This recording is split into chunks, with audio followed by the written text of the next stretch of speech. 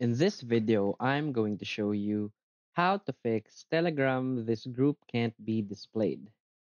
So please watch the video until the end and follow this tutorial step by step to avoid making mistakes. So let's get started.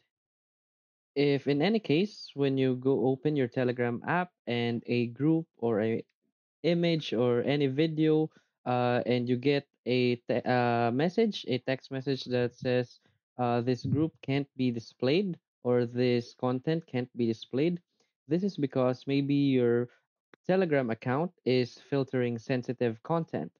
So to disable that, we want to open our Telegram account in our browser because there is no settings in the app that can disable this.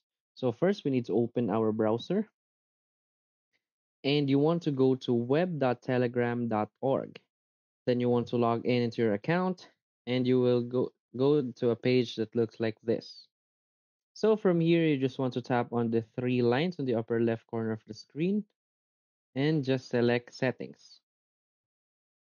From here, you want to go to your privacy and security settings. Now you want to scroll at the very bottom. And as you can see, there's this sensitive content section here, which says disable filtering. So you want to check this. And that's it. If you find this video helpful, please hit like and subscribe. Thanks.